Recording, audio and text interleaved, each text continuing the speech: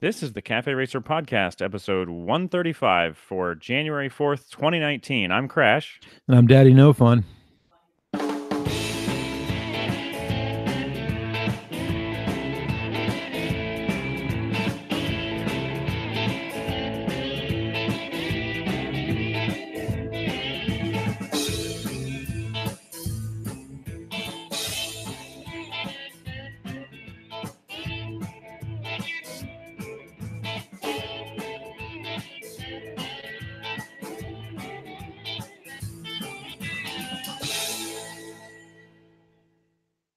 Hey, it's the first episode of the new year, and we managed not to fuck the intro up.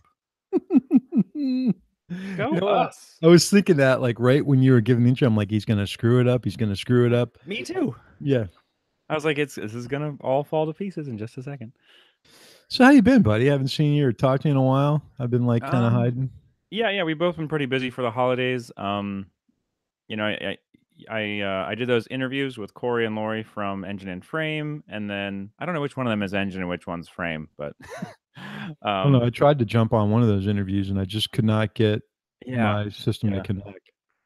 And then Austin with Twisted Road, which I'll talk a little bit about my experience as well. And so those were fun. Those were almost, it feels like forever ago. It was like maybe 3 weeks ago, I guess, but it feels like ages have The passed holidays since that kind happened. of, Yeah. like, felt like it dragged for me.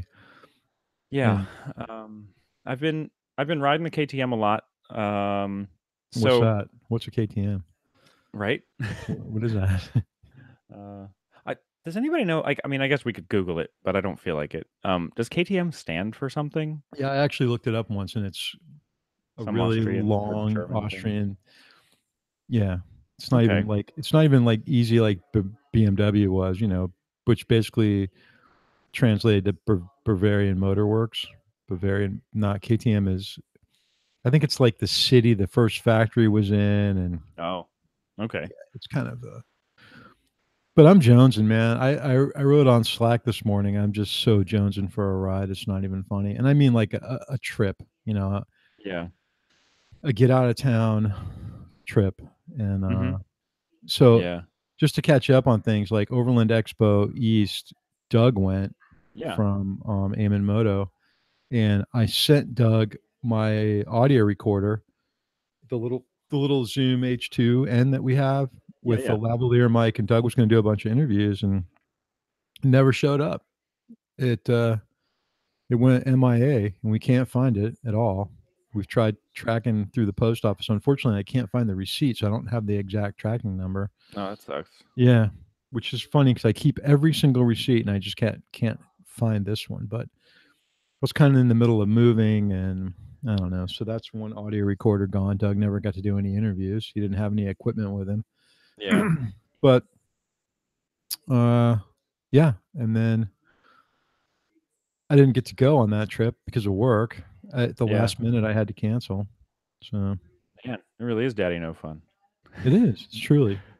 Yeah. In the on the subject of losing things, I had a HJC CSR3, like $95 full face helmet that I had like a backup, and it was I was wearing it the other day and it was stolen. I mean, some people would probably say, well, it was my fault for not like locking it up on the bike somehow, or for not bringing it in the place I was at with me. But, you know, I don't think that somebody being an asshole and stealing my helmet is my fault.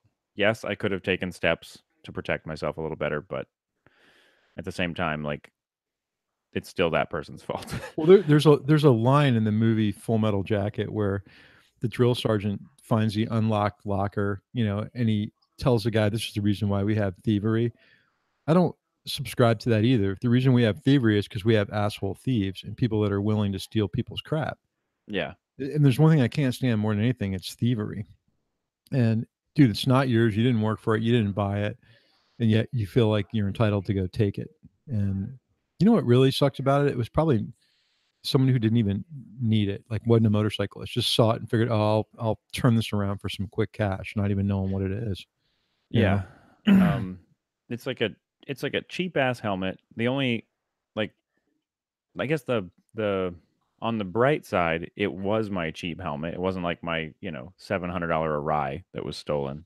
Right. Um, and then the I guess a further downside is that that was also the one that I had the Cardo Pack Talk Bold unit on it that you have one and I have one that I've been testing.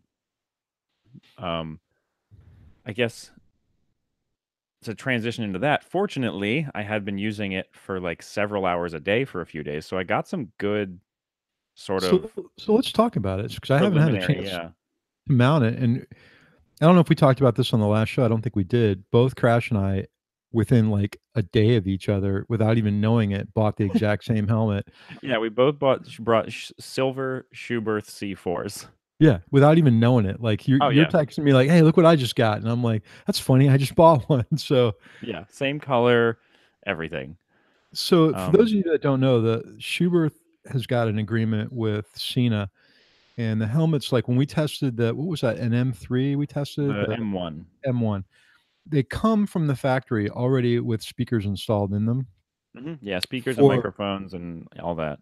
and like actually a section where you can slip in a proprietary comm unit that Cena manufactures for Schubert, which is kind of like a narrow box Yeah. that slides into this area on the brim of the helmet in the back and kind of locks in place, and it gives you these comm features. And there's been two versions of this box. The first one got horrible reviews. Um, just a lot of problems with it. The second one I've read Cena seemed to corrected a lot of those problems.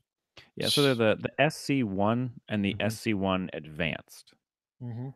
And I believe the SC1 Advanced is like all the guts of a 20S. Yeah, I think the one was a 10. Yeah, the SC1 Advanced is a 20S equivalent. And if you read the specs anyway, it has all the same features. So it sounds like it's all the same, circuitry and stuff inside. I think I'm gonna order one and test it in the Shoeberth just because I'm so curious as to how it compares with the other products. Plus, my latest 20S took a crap on me and will not take a charge. It's done. Yeah. Which I need to contact Cycle Gear and find the receipt for it and try to get it replaced because it should still be under warranty. At least I hope it is. Yeah. Because that was not a cheap comm unit, you know. No, and the to give people just a reminder for everybody, if you're hearing the sound of our voice in time, the C4 is on closeout like everywhere because they're releasing the C4 Pro, Hmm. and I could not tell you what the difference is, but the C4 is $350 now for a solid color right now. It's, That's why you and I got ours. it's a great price because that helmet was close to $700, right? Yeah, it's almost like I think it's like it's almost half off. Yeah. And if Yeah. you want one of the graphics, it's only like $50 more. So you end up paying like $400 for, a $700 helmet. No, and they're excellent helmets. They fit. The fit and finish on them are excellent. They feel really nice. I mean, I've been wanting to get into a Schuberth modular for a long time. I Yeah. actually think I feel like I like this better than the E1, truthfully. Oh yeah. The E1's the adventure one, right? Yeah. It's Yeah. modular as well, but the reports I've been getting back from people that have actually used it off road is as soon as it gets a little bit of dust or sand in the mechanism, you have problems. So, Yeah. Um, the I mean, I did a review and posted pictures and everything of the M1 when we had it. It features all the same kind of like interior comforts, like the liner has no seams in it. mhm. The way if you it's all the individual pads inside the helmet liner are like bonded to the fabric without any seams. So there's a lot less irritation. The fabric is really nice. A friend of mine was actually asking me the other day. She's like, "So, what's the difference between a $700 helmet and a $100 helmet?" And I was kind of going over all the different things. And one of the big features that's a huge difference that I notice when I put on an expensive helmet is the way the interior feels on your head. Absolutely. And the Schuberth is super high quality materials, really, really nicely made. My only kind of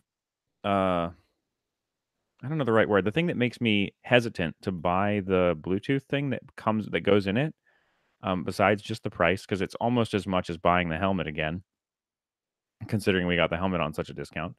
Um, the there's no way to plug headphones in, and I almost always end up preferring using my in-ear Yeah, but are you headphones. 100% sure? Have you taken the liner out and looked at the headphones?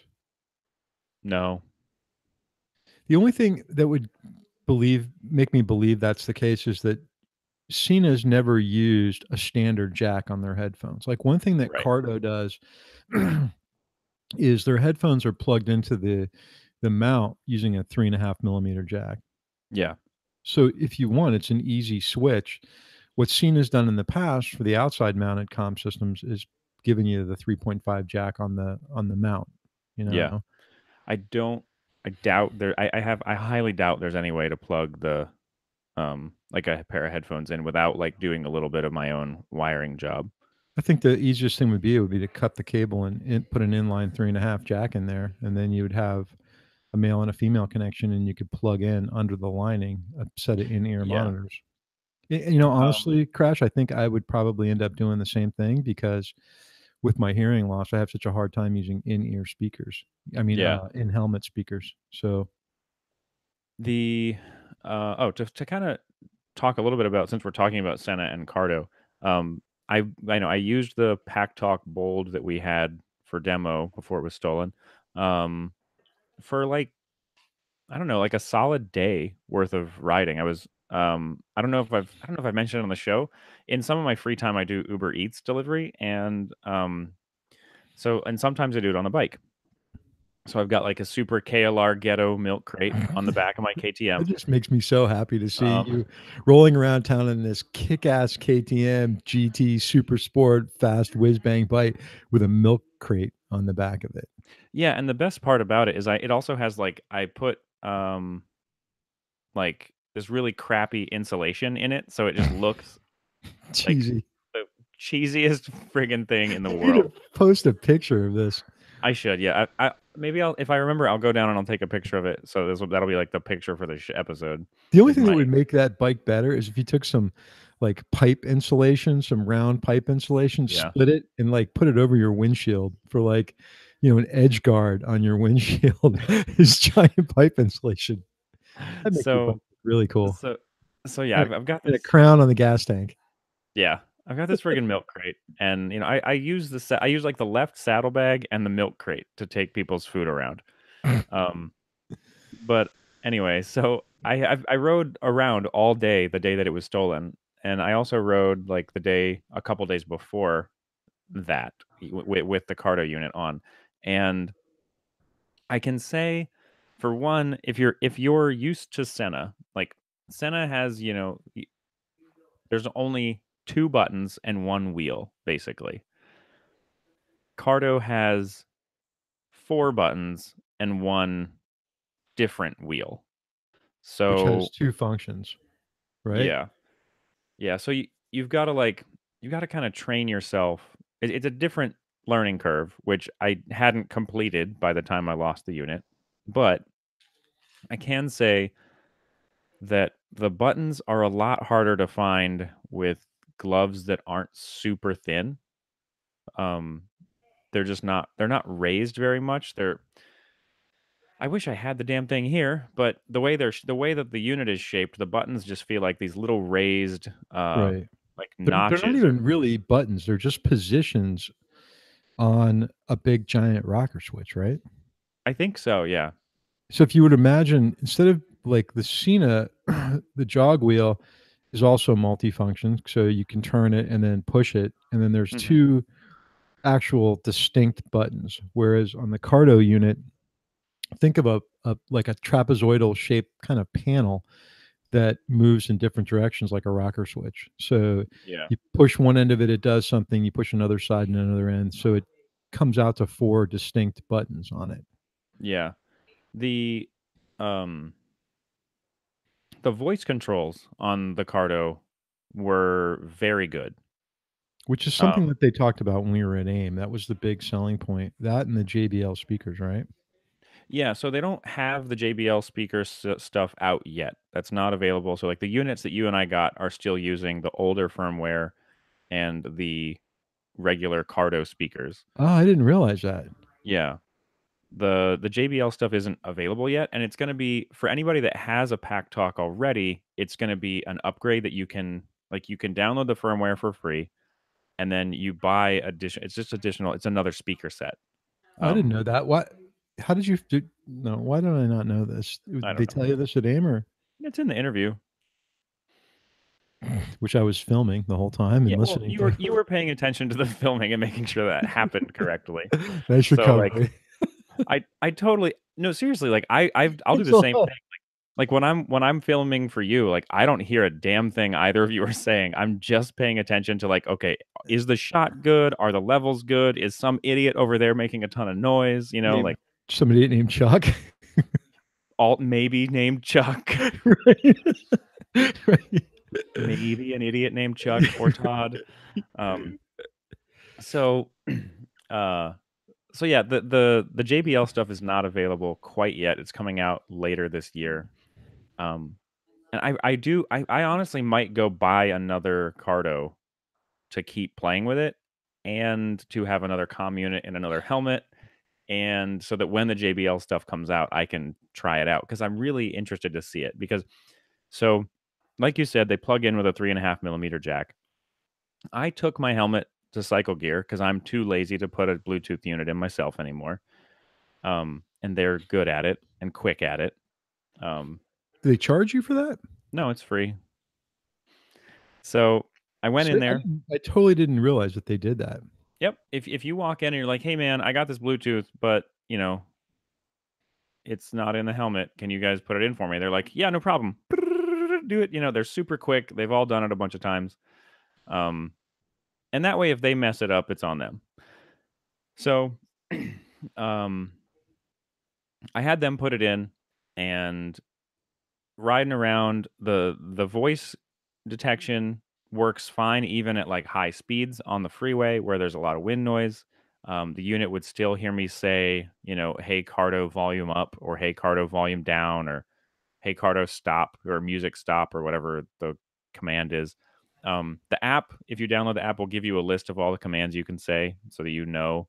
Mhm. um, it repeats. There's a setting that you can change. So Cardo's firmware and settings system is just a web page. So you go online, you plug your unit in, it tells you to download some software that just allows the web page to interface with the unit and detect what it is. And then it's all done through the web. There's a setting on there where you can tell it to repeat the command back to you or not. So if you're like, hey, Cardo, music up, it'll be like, music up, you know, and then it'll do it. Or you can turn that off so it doesn't do it. It just does the thing you told it to do. Is there side tone as well? I don't remember. You have yours shut off then, so you don't when you talk, you don't hear your voice, correct? Right. You're right. Um, Well, like, the experience I had with the Cardo website when I had the first Pack Talk system that we gave away, yeah. was great. Like, I found it to be much easier to use when it came to firmware Oh, updates yeah. than downloading the Cena manager software, which on a Mac, what I found out was it's really dependent on the Bluetooth cable that you get with the unit for whatever reason. I don't Mm. know if it's I have no idea, but for whatever reason, if you don't use that Bluetooth cable, it Oh, the didn't work. USB cable? USB cable, I'm sorry. And then when I got the Cardo unit and went on the website to do everything, I'm like, man, this is just so much easier to do. There's no extra software that is required to be installed on your computer, and it's just simple. Yeah, it And was really it's a really easy, really intuitive process. So, you know, Senna I think has I would say better functionality in terms of the tactile feel of the unit. right. Um, Supposedly my Senna has voice control, but I've never figured out how to get it to work. I've never bothered to look it up. Um, you know, we had the advantage of getting to try it at AIM, so I had, I guess, a little bit of training in how to use the Cardo, you know, system. And I'm sure I could take 2 seconds and find out how to use the Senna voice controls. I just haven't. Um, as far as making calls and stuff like that, the um, I was talking to somebody on the Cardo, and they commented that whenever I was not speaking, the unit um, completely cut out all background noise to the point that it sounded like I wasn't on the phone anymore, like I had I hung can up. give you firsthand experience in that. I think I actually asked you, "Are you still on the line?" yesterday when we were talking. when the day that you got the helmet stolen, we were talking. Yeah. You were out Yeah.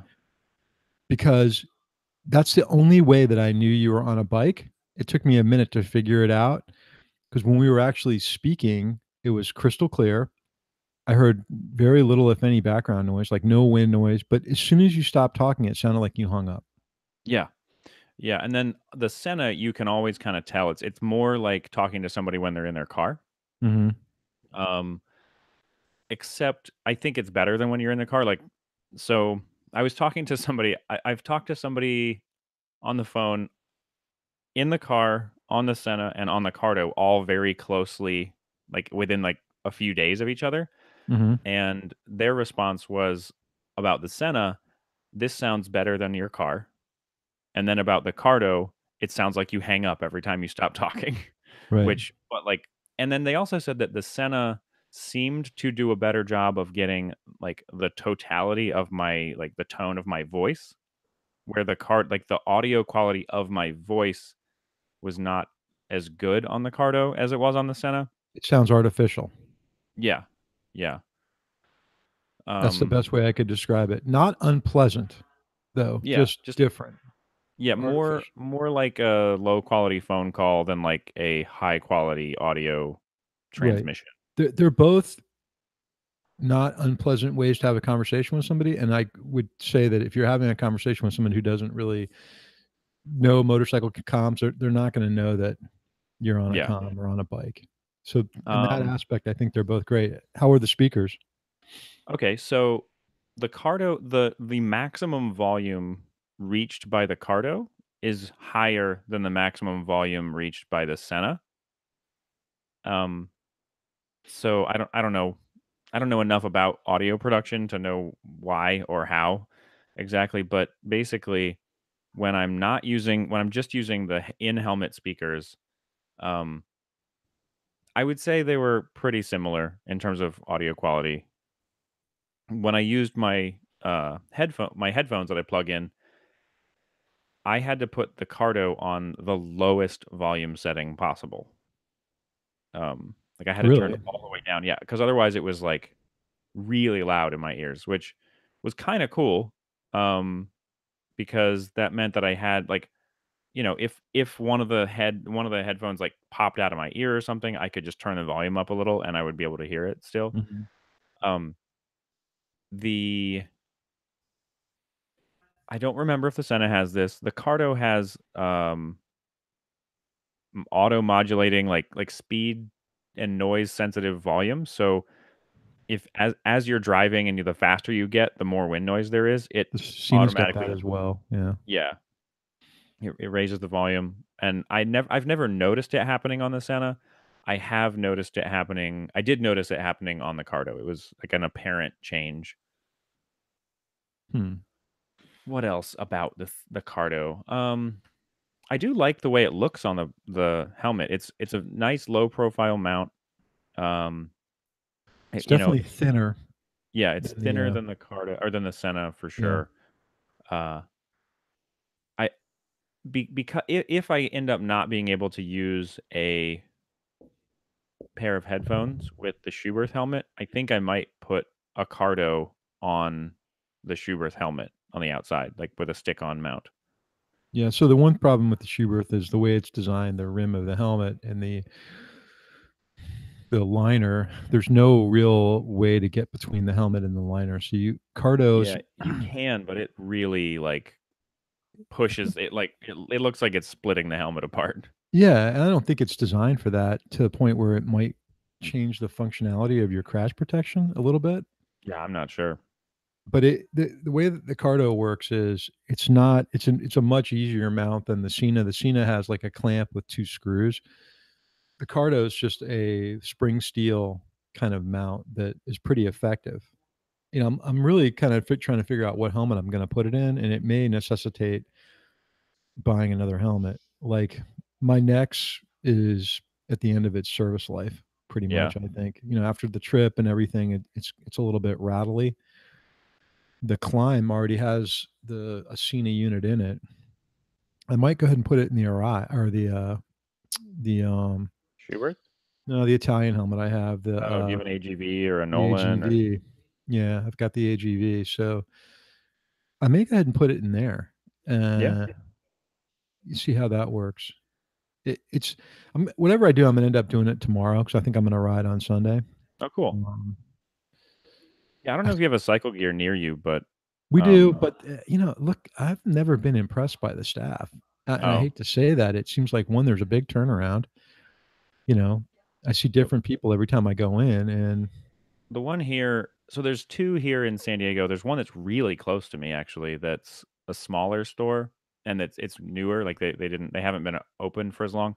The one that I always go to, honestly, because I didn't know that this smaller store was right here, like, super close to me at first, but the one that I've been going to ever since I've lived in San Diego, um, there's a decent amount of turnover, but there's a handful of people that have been there for several years, and I've, like, come to know them a little bit, like, there's one of them that, like, we were trying to plan to go on a ride together, um, like, and some of them, like, recognize me from, like, years ago that I've come in, so it's a pretty decent experience going in there. yeah, there's one not too far from my office, and then there's one in West Palm Beach that it's actually not too far from where I'm staying, and, I don't know, man. Every time I go in there, it's somebody different. And now Yeah. the one near my office, actually, I might start going in there more often because one of the motor cops I used to work with, she retired. She did her like 25 years, and now she's working there. No. And she's super knowledgeable. Motormen are they're good riders. They know their shit pretty well, and she's she's like a solid rider too, and knows a lot about motorcycle mechanics as well. So I may start Yeah. going in there and getting stuff. I just didn't realize they provide that service on a product you didn't buy there. But Yeah, so they're really good about it. They've always been super chill, about, like, doing stuff like that. Let's see what else. Oh, you want to talk about the bags, or you got something else real quick? no, talk about the bags, and then I'll save my thing for last or whatever. Okay, so I've kind of started on this quest for um, to find the perfect commuter bag for riding a bike, especially when you don't have saddlebags, or you don't have any other way to carry anything, or you just like Yeah. want to go to the office, you want to take your laptop, maybe even if it's like a 1 day trip, closed for overnight. Certainly, the requirements that I had for these bags were that you had to be able to use it in the rain, and you had to be able to have camera gear in it, which was important for me. So technically, I could take, let's say, the Kriega 30-liter bag that I have that's 100% completely waterproof, roll top with a waterproof liner. But Mhm. it's just a roll top bag. That's it. Now, technically, I could take a camera bag and stick it in there, and then that would kind of solve that. But I wanted something that I could also, when I was off the bike, kind of shoot out of as well. So I've between buying and getting sent to me, I've got a few bags that I've been testing. One is a bag from a company called Wandered. It's a Provoke 21. It's a 21-liter bag that's both a roll top and a zip open. So they zip open from the back. It's got a laptop slot in there, can open from the side. It's got a camera cube that it comes with. It's pretty waterproof by itself for the material that it's made of, but it also comes with a rain cover, waist straps. So I've been using that one. Very nice bag. Also, and a lot of these were Kickstarter project companies. The other one's a bag from Boundary Supply called the Prima system. It's about a 30-liter bag, also a roll top, zips down the middle, lots of storage in it. Comes with a camera case that and I'll write all this up and I'll talk about it with some photos later on when I finish it. But it wasn't as functional, I found. Then I've been using on top of that some standard like the Kriega bag just to get the feel for it with a camera case in it. Mhm. Boundary Supply came out with another bag that is coming, and I'll talk about that when I get it. It was another Kickstarter bag. And then just recently I picked up the Peak Designs, not their everyday backpack, which is real popular with photographers, but their like packing system bag, which is a between a 35 and a 40-liter bag, depending on how it's configured.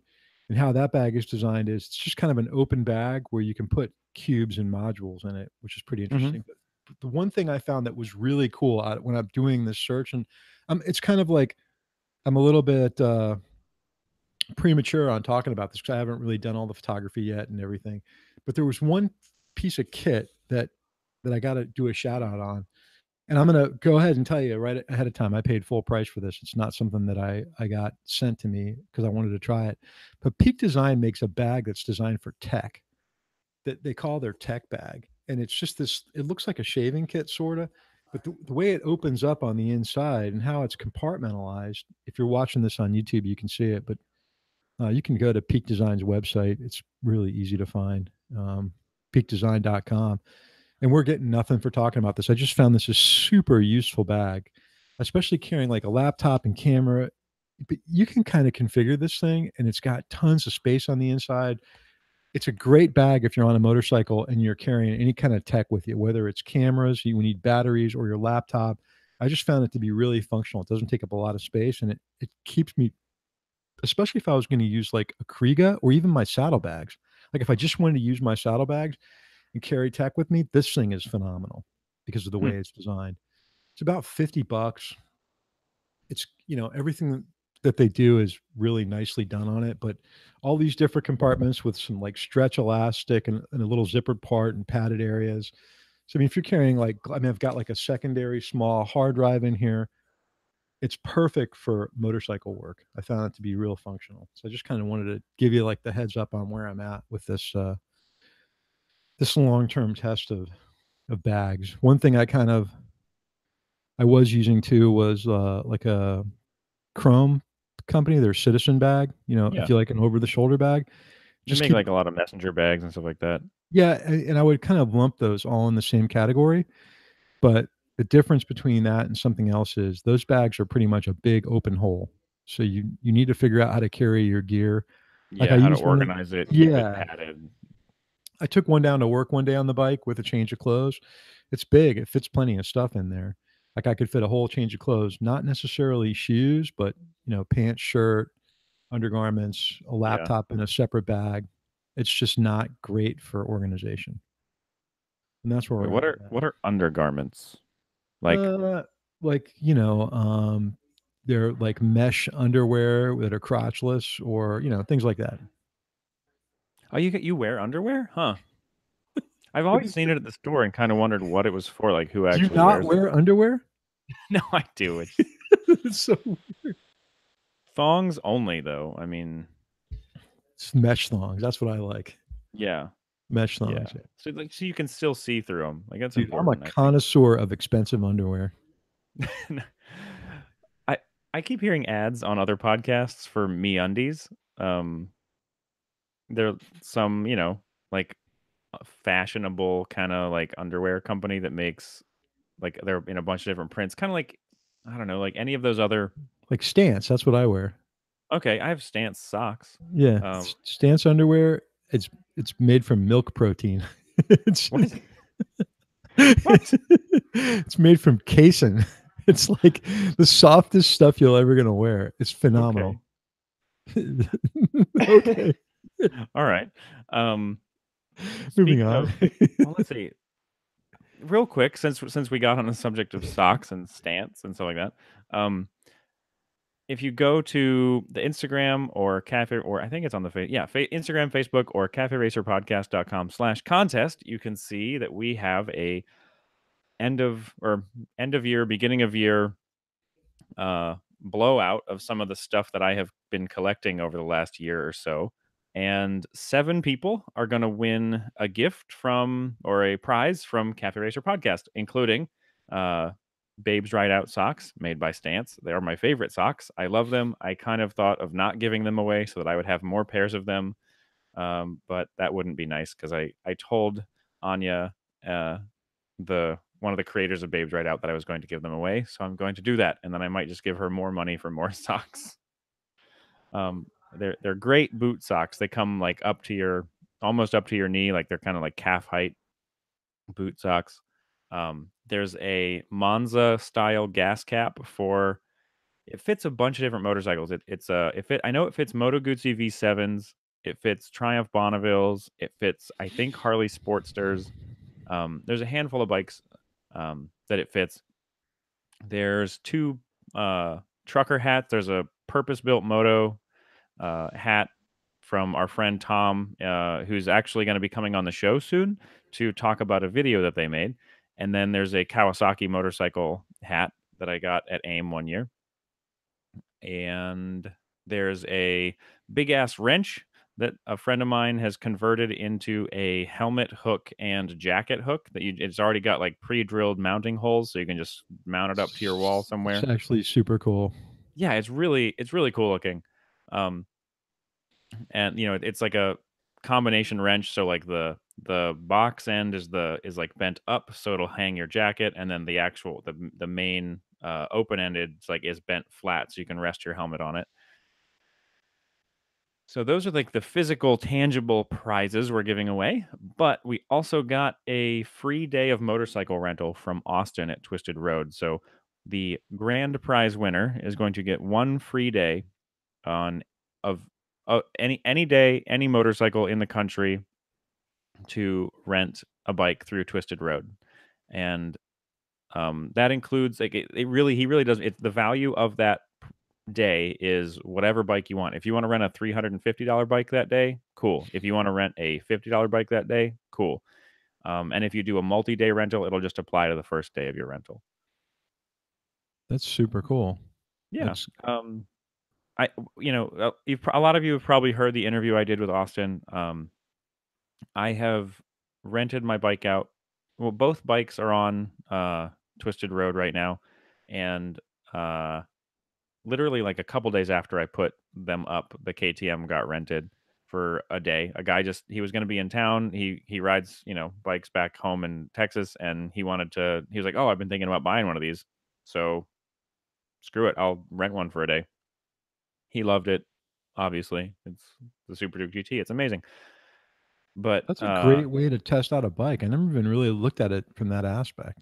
yeah, and if you put your own bike on, you get $25 credited to you towards renting a bike.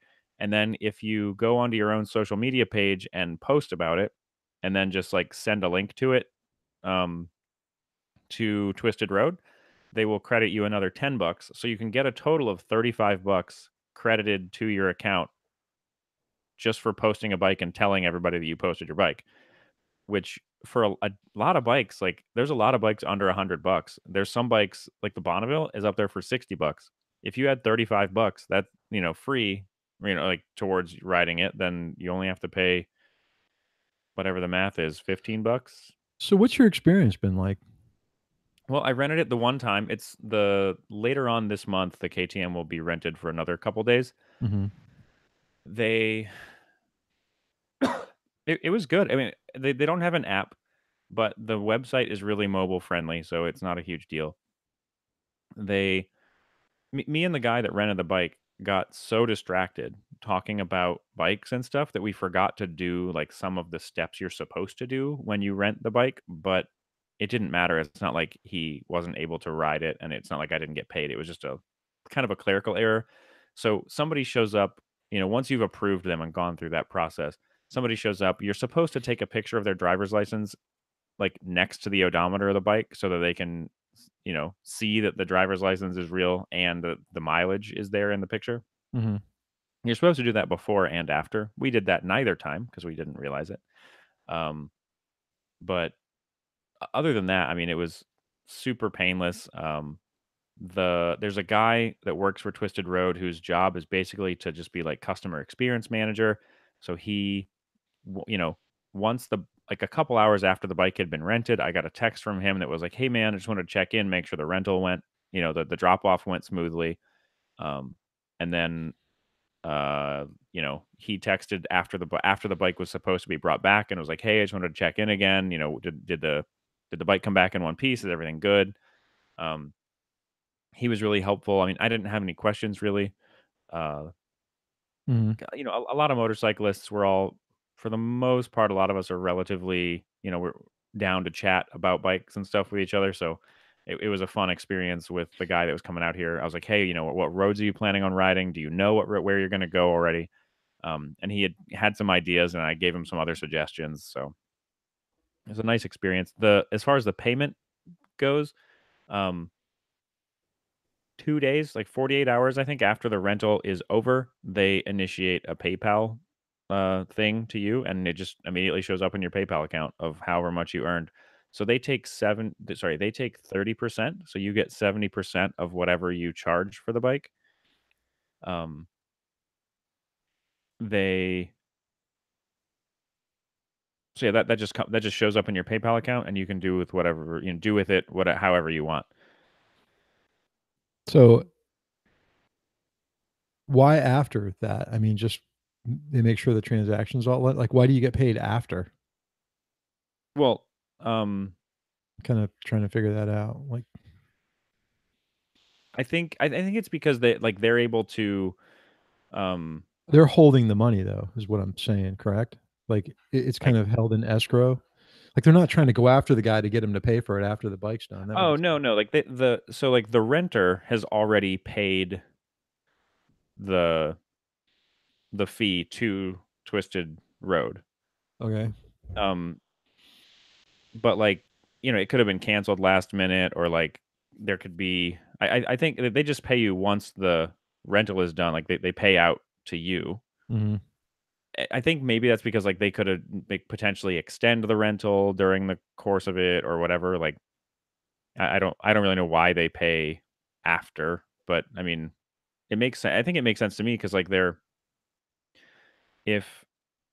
if they gave if I can't remember the guy's name that rented my bike, but if the guy that rented my bike had paid and then it had immediately come to me and then he had to cancel, then I would have to give the money back to Twisted Road, and then Twisted Road would have to give the money back to him.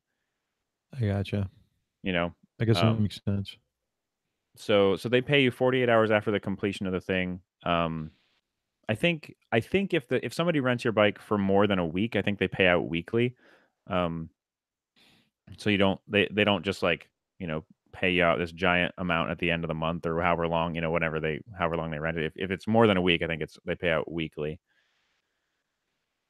And then what else is there? There's bikes all over the country. They're super easy to find. Um it was a decent experience. Like I said, the bike is going to be rented another like couple weeks. It'll be somebody has it for 2 days. It's, I'm thinking about it. Yeah. I have my car up on Turo as well, which is like sort of the same idea, but for your car. And they definitely do things a little differently. Mhm. Turo provides their own insurance for your vehicle.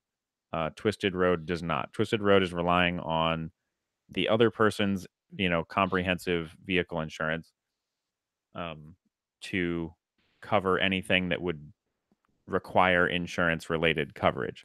Let me ask you a question. Do they confirm that insurance other than looking at a card?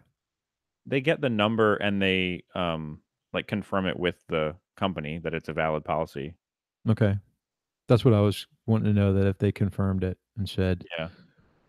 They yeah, confirm someone's your driver's license is, valid and has a motorcycle endorsement, and they also verify your insurance. so I'm looking on Twisted Road's website and Yeah. looking at the map, and there's a ton of bikes available in the South Mhm. Florida area. Yeah. And Um, a lot of Harleys. yeah, that makes sense. Yeah. There's the sorry, the Turo experience is a little different, you know, because like I said, because they are providing insurance and stuff. So, Twisted Road is a little more they're there's less they're doing a little bit less for you. Uh I wouldn't be surprised if at some point they expand, you know, some of their functionality. That they've been a company for a little over a year now. Uh they're very pleasant to deal with. There's some I I don't know, I'm gonna definitely try this out. Yeah. Like, My I'm looking on their website specifically by brand of motorcycle, uh and, like, just looking at for things like Ducatis, the more expensive bikes, BMW, things like that, and there's a lot showing up. Yeah, I'm I have the $25, like credit for putting my bikes up, and I've been thinking about just finding something local and renting it for a day I just mean, to try it out. here's one, $299. That's pretty high. That's a That's pretty BM expensive. it's an RR 1000S, 299 a day. Hmm. and then there's one for 135. It's a K1600 GT. Well, that's less than going to Eagle Rider, you know? Yeah. Plus, you get kind of it's a more fun experience, I think. Like, you get to meet somebody that's into bikes and have a fun conversation with them and maybe make a new friend or whatever. Mhm. Um, the other fun thing that I did over the last few weeks is I went to a wheelie school. Oh boy. Yeah. So I posted pictures.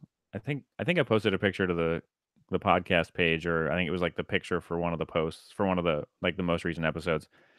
But Chuck from the Wheel Nerds and I sat down. We went to the school together and we sat down and recorded afterwards. So if you want to hear that recording, you can hear me and Chuck talk about it together on the Wheel Nerds. So wheelnerds.com. But yeah, there's a place out here that's pretty local to me that does they use a drag strip and you're using like the overrun area on the drag strip Right. for he has two motorcycles. They're both Triumph Speed triples of the I don't know which generation exactly. It's like the 2006 to 2011 or I don't know, whatever. That it's that one with like the round bug eye headlights. Okay. So he has this device attached to the rear swing arm and the device is there to prevent you from, looping over backwards and crashing that way. Uh it has two different ways of accomplishing that. Like he's taken the time to somehow basically wire a angle measuring device into the ECU Okay. and it has different settings, like 20 different settings. So as the bike comes up, if it once it hits that specific angle, it will start to cut ignition and fuel going to the bike so that it'll, bring your power back down. And then as soon as you get back down into, you're no longer at that angle, it comes back on. The additional fail safe in case that system like fails is a cam that's attached to the rear brake lever. So as the bike comes up, the wheelie bar or the device pulls down your rear brake pedal once it reaches a certain point. So it would engage, it would, put the brakes on for you. That's the best way to come out of a wheelie is hit the rear brake anyway. Yeah, so that like it'll like kind of ease your rear brake on, which that's really only in the event that the electronic device doesn't get the job done. Um, so I went to this class and You're still the alive. what's that? Yeah, I made it. The funny thing was, so we pull up, we drive my car over there, and we pull up to the little area where there's like a little pop up tent kind of shade thing, Mhm. and everybody's sitting around this guy in a wheelie class shirt in a wheelchair, Mhm. and we're like, is the guy that teaches this class in a wheelchair? Like, He got hurt doing a con- wheelie. yeah, confined in to a wheelchair? Mhm. Um, and it turns out, no, he can walk. The wheelchair is a teaching tool that he uses. Um, so How's he that? just, Explain that to me. yeah, yeah, I will. He was just sitting in it while he was talking to the class. So he gets up and he explains what the purpose of the wheelchair is. So he wants us to, periodically sit in the wheelchair and then wheelie the wheelchair. Oh, okay. Um, so like you you start to roll backwards and then like stop the wheels suddenly or push forward a little bit so that the front wheels pop up on the wheelchair, and then he wants us to try to get comfortable balancing in that position and then like letting yourself start to fall back before you catch yourself. So because he's like your brain is naturally going to want to panic. You're going to kind of freak out a little bit, and he's like, what I want you to do is find that balance point and then just kind of like push yourself past it, over and over again to kind of get your body a little bit more comfortable with the idea that you're gonna lean back too far, but you're not gonna die and everything's gonna be okay, to kinda get that panic response a little bit calmed down. Because when you get on the bike, the same response is gonna kick in. So, we did that. We played with it. I dropped Chuck. I allowed him to fall on his back on my foot. Uh, What? Oh, so so what?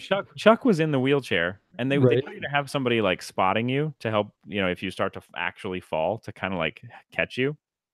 Okay. And I was supposed to be spotting Chuck, and I was kind of. I mean, I was looking at him. I didn't like have my hands on the handles of the wheelchair because I didn't want to like mess his balance up. And he lost his balance and fell backwards, and I couldn't catch him in time, so he ended up, like, slowly, like, sliding down my leg and, like, landing on my foot. Okay. It wasn't like a hard fall, it was just this silly thing. He's like, "You're supposed to be you're supposed to catch me," and I was like, "Well, I kinda did, you're on my foot." Like, Right, right. but, yeah, so I like to play with the wheelchair a lot. It was a lot of fun, and then there ended up being 6 of us in the class, and there's 2 bikes, so 3 people per bike. You go out for, like, 10 to 12 minutes, making passes up and down the track, or the overrun area for the track, and, uh, then you get a break and somebody else goes, and that was really, like, the perfect amount of time because wheelies are tiring. Um, it's not something I've really ever thought about before, Mhm. but somebody, I guess, did the math, and you get around 250 to 300 wheelie attempts, depending on how many times you're able to try going down and going back. And, uh, that's a lot of your body slamming back down onto the ground. That's a lot of your knees gripping and holding on, or your arms holding on, like, Tiring. yeah, it was. And so, like, after 10 minutes, you're kind of like, oh God, can I get off now? Right. Um, but I actually did really well. There was one other guy that had been to the class before that was definitely better than me, but of the rest of us that were like our first time, I think I was probably the most consistent in terms of like getting uh like good wheelies that he would the instructor would feel comfortable raising my level up with the device. So, cuz his um his logic in terms of like the teaching the course was, yes, wheelies are fun. Yes, wheelies are dangerous, but if you learn the finesse required to control your bike enough to do them, like, safely and properly, then you'll learn a lot more about your bike and you'll be a lot more comfortable. So you're kind of like, you'll kind of bond with your motorcycle better. So you'll be a better rider in the end. And I think I agree with that. yeah, I do too. And his device, the way he would set it at a pretty low level, let you make a couple passes, and if you were consistently going up, hitting where the bike would start to cut out, and then, basically consistently doing it smoothly and safely, then he would turn you up, like turn the device up. He didn't want you to just be trying to do like the fattest, most ridiculous wheelie every single time. He wanted consistent control within the constraints that he had put your bike in. Do you feel confident now that you can go out and wheelie the KTM? No. Why though? I mean, I'm just curious. Yeah, so I did a couple days ago take the KTM out to a parking lot and turn the traction control off, and getting the front wheel up on the KTM is really, really easy. Um, Yeah, you just there turn the throttle. Yeah, it was. I mean, I think that the reason that I say I don't feel confident that I could like do that. First of all, I guess it depends on what you mean by a wheelie. If you're thinking of like getting the bike up to a balance point and like riding that out for some amount of time, um, I don't know where that is on the KTM. I'd have to take time to learn that, and that's kind of scary because I don't have a device to help me. Um, the other thing is like, I learned what I learned on a specific bike with a specific center of gravity and power delivery and weight distribution and all that sort of stuff. And so I'd have to kind of like relearn a lot of that on the KTM. Mhm. Um, the other thing is that the speed triples we were on, to kind of like be specific about it, the speed triples we were on put out I think around 120 horsepower. The KTM puts out around 170, Mhm. and they weigh about the same, and the center of gravity is higher on my KTM, I think. So it's easier for that front wheel to or for the rear wheel to like get up underneath and like lift the front wheel off the ground. Um, I had a lot of fun for the 2 or 3 minutes that I was in the parking lot playing with the KTM, but it Mhm. was a little scary how easy it was to get the front wheel up. Yeah. Well, I mean, I've done it without having the traction control off, just like coming out of a corner and gassing it pretty hard, Yeah, it, and it the traction control will let you get the front wheel a little bit up, but I then it probably stops you. Yeah. I probably had the front wheel a foot and a half off the ground, um, from like a dead stop. Right. Not really even, and I'd have to definitely play with it a lot more if I wanted to get good at it, and I think there's some value in doing that. Like, I'm not trying to ride a wheelie down the freeway, that's not my goal, but there's definitely some value in finding a vacant parking lot where nobody's gonna, hassle me, and, uh, getting a little better and finding out where that specific point was. Because Ryan, the instructor of the course, could tell you exactly what RPM to be at and what to do with the throttle in order to get a good wheelie out of the speed triple. I'm sure you could also be sloppy and just hammer the throttle on from a stop and the front wheel would come up. Because I owned one of those speed triples and I did that accidentally. So Mhm. I know that's possible. Um, I would like to learn on the KTM where that position is. And he does the class on your bike if you've taken his like level 1 class before. So in theory, I could go back on the KTM and like do it on my bike and learn, but then I wouldn't have his device to kind of keep me from flipping over backwards. And if I wrecked it, it's my own bike that I've just dropped all over the place. Right. Right. I mean, I it's something that I would, consider just because of the extra instruction, you know? Yeah. Um, Yeah, there was no dude bro kind of vibe to this class. It was a very it was as controlled as you could make a wheelie class. Um, and with as much, coaching and instruction as any other, highly proficient motorcycle instructor. so I'm like, looking through wheelie schools, and I see this one in California, and then I see this story that ran back in 2005 Mhm. of a woman who died at a wheelie school. Yeah. I'm I'm sure. I mean, But it was a stunting school, really. okay.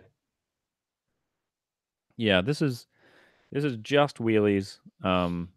He's the most dangerous variable has been controlled, and then he really, really like beats uh being balanced left to right on the bike Mhm. into your head because it's the only variable, or it's the other major variable that he doesn't have anything controlling. Like if your ass is off to the left a little bit and you do a wheelie, the bike's going to move that way. Mhm. And you're on a drag strip track. So, or a drag strip. So if you go too far to the left, you're in the K rail, Yeah, or you not go too far to good. the right, Right. the K rail. You have a surprising amount of room for left and right movement because, it's wide enough for two cars to drag race on Mhm. safely. But at the same time, it's like the one part of the equation he can't do anything about. He has to rely on you 100% to not do. That's something it seems really interesting. I mean, I've done it on the KTM without trying, which Yeah. scared me the first time, but now I know where it is on the throttle, like, that'll start to happen, and it's Mhm. also it's for me, it was about the speed that I got on the throttle too. Yeah, totally. Yeah, and Um, I just kinda pinned it coming out of a corner, and I'm like, "Holy crap, that thing just came off the ground," but then it came right back down again. Maybe 3 or 4 inches, like a power wheelie. yeah, the so the also for reference, the wheelies that you're learning at the wheelie school are power only. There's no clutch, manipulation talked about at all. Right. Um, Once you get to the point where you're able to kind of consistently ride a wheelie a little bit, like, I never got to, like, the balance point situation. Were there Um, people in the class getting there? the guy the one guy that had been there was a guy that this was his 3rd time taking the class. Mhm. Um, he was the closest. I he got, like, he was getting pretty high, like, and I don't know how close I was to that point, but I was definitely, like, the farthest along in terms of, like, having the device turned up really far Mhm. of all of the other, like, newbies in the class. Um, but there were some occasions where you'd get, like, a lower wheelie that you could ride out for a little while.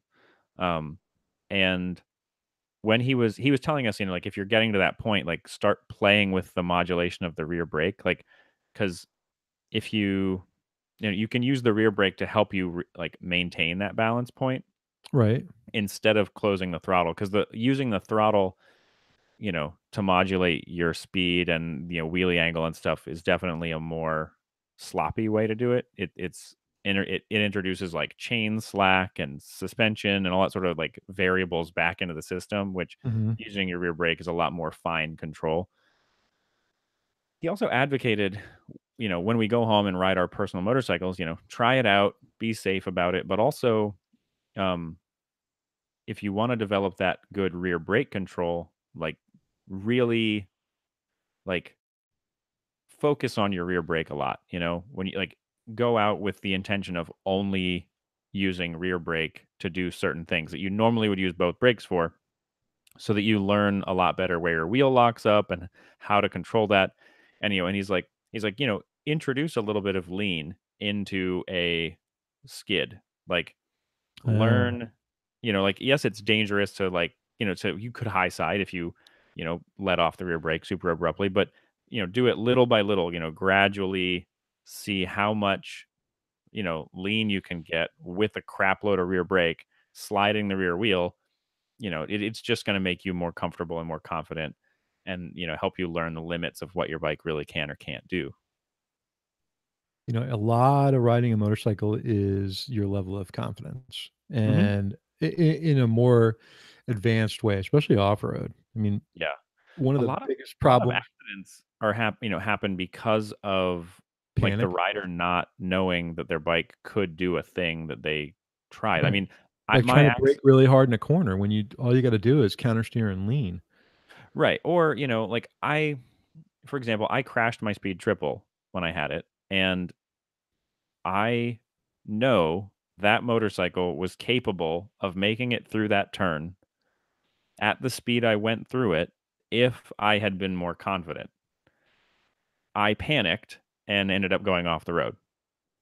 Um, but like if I had been a more skilled rider, that bike would have made it around that turn at that speed, no problem.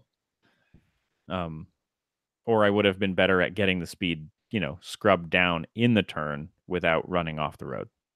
Yeah. Yeah. I feel really confident riding in corners at speed. Where I've gotta build my confidence is more off-road. I just Yeah, off road's terrifying. it is terrifying, especially, in stuff where you feel like you don't have control over the bike, like, that whole thing of letting go to your front and letting it kinda go where it wants to go.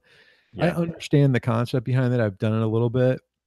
It's just when I hear you know, it's not 100% foolproof, so I know friends of mine that are really confident and experienced off-road riders talking about hitting, like, a mangrove root underneath the sand that they didn't know was there and ending up with, a broken arm and a broken shoulder because they yard sailed. yeah, It's just those are the things you are very difficult to avoid. You're letting the bike just take off on its own, all of a sudden it hits a root, so the front wheel is kinda doing its thing in the sand and taking a track and, everything's hunky dory, and all of a sudden you hit an immovable object.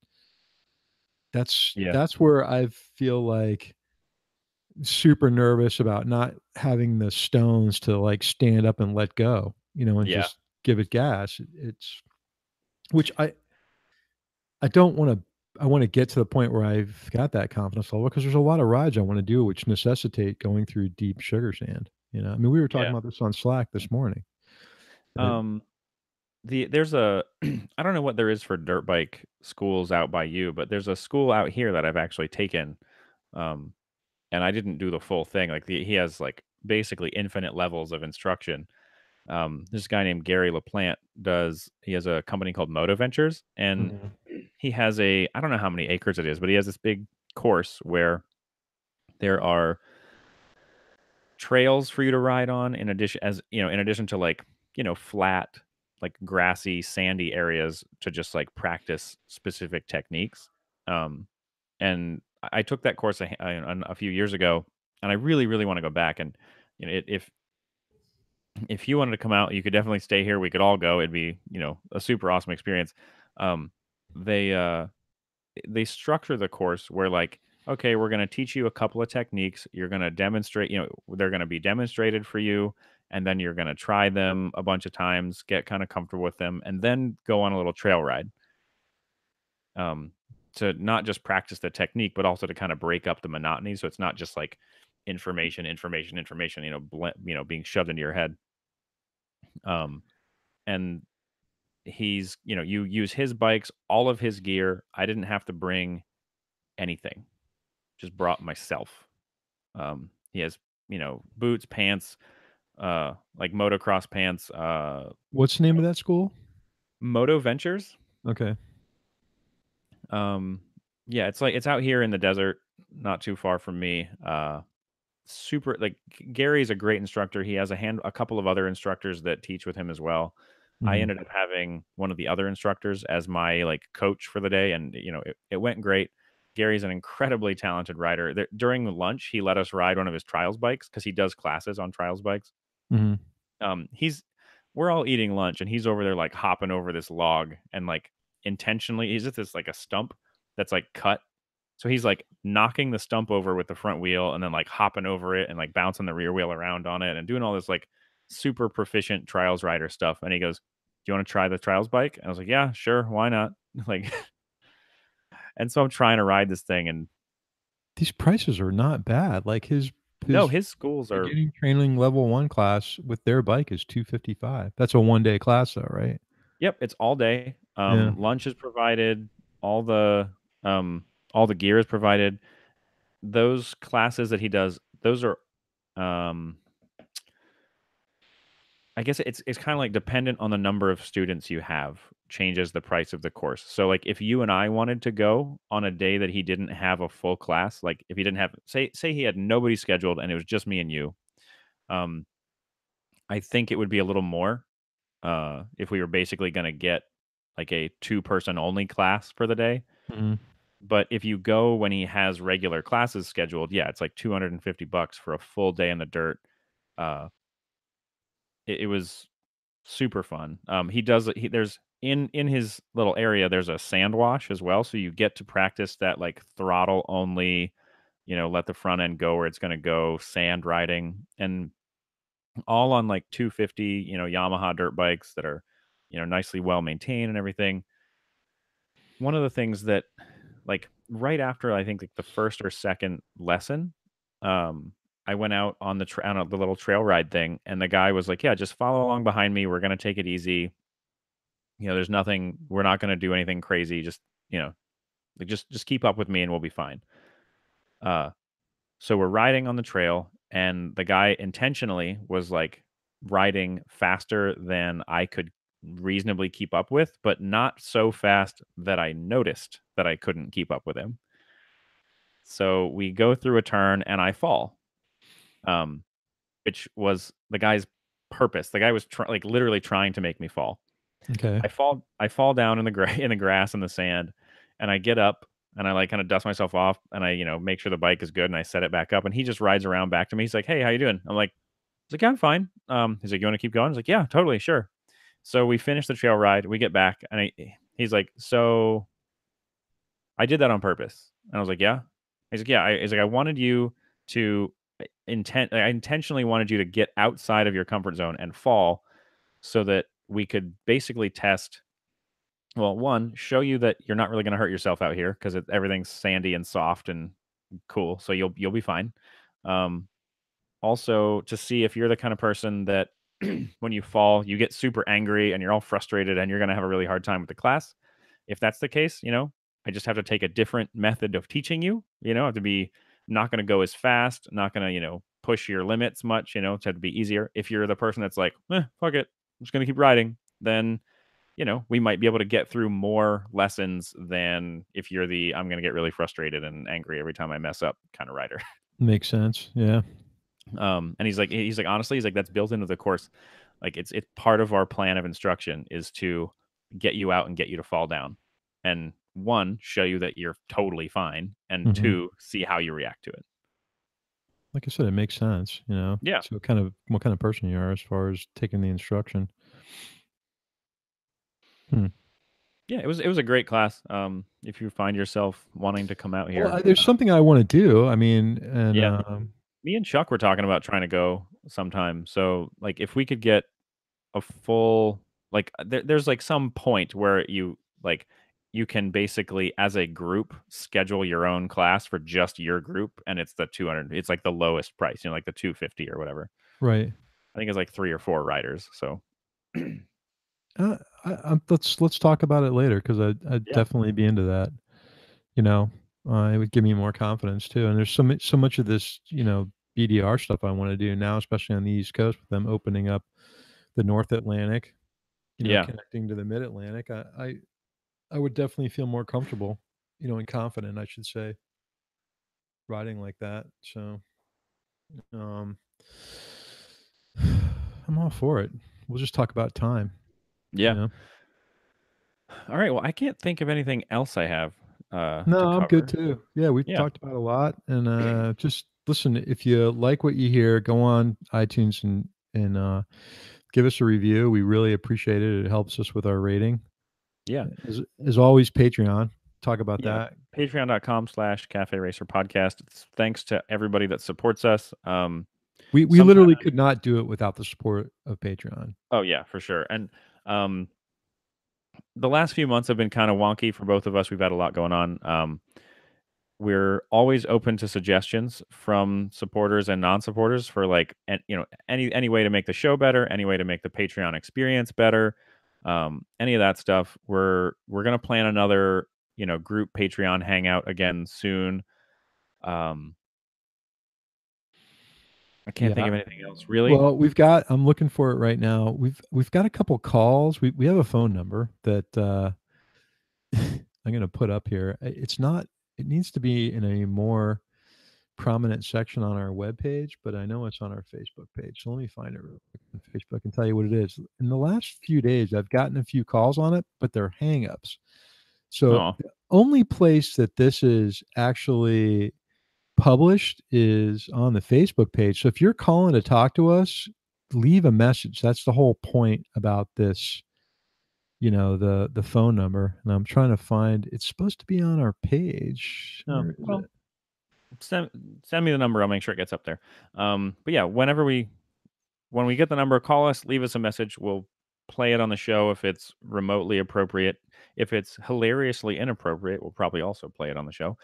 Um, Hey, even if it's, you can call with a question. You can call yeah, with totally. Anything. you want to see a gear review, or something like that. You're interested in talking about something. That's where to find us at is that phone number, and we're going to post Yeah. it. And then Facebook.com/Cafe Racer Podcast. Instagram, we're at Cafe Racer Podcast. Just look for the name of the show pretty much anywhere and you'll find us there. We're all over the Um, interwebs. I'm going to try to find something while you're looking for that phone number.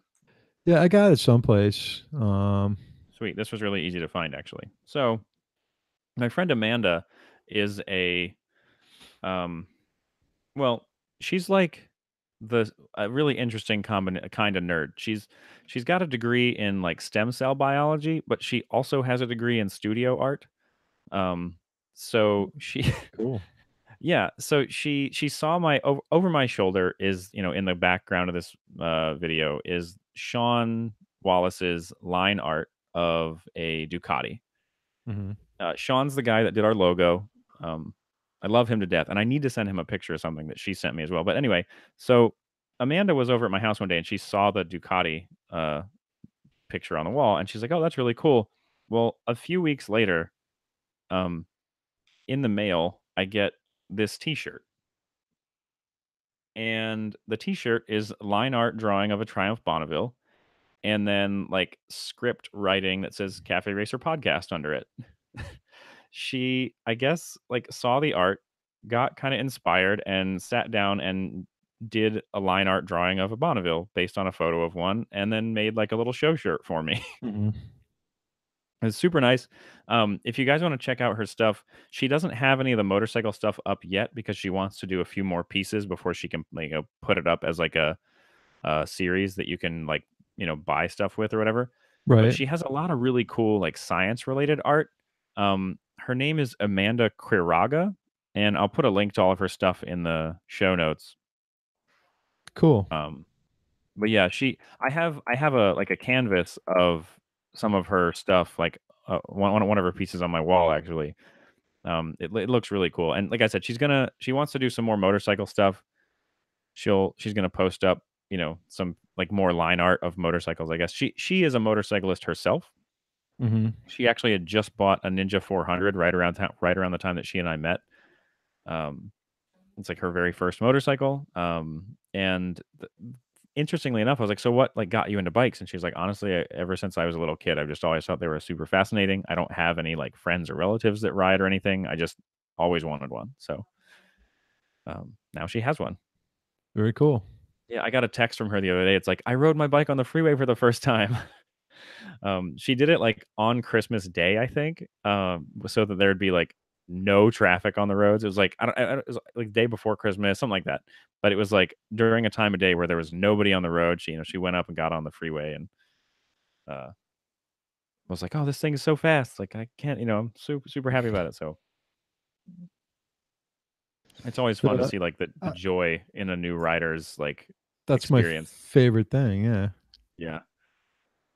I can't Uh the funny thing is I'm looking at our webpage, and I can't on the Facebook page, and it's only showing me the view we see as the page administrators. There's, like, nothing to make it go away, oh yeah, and yeah.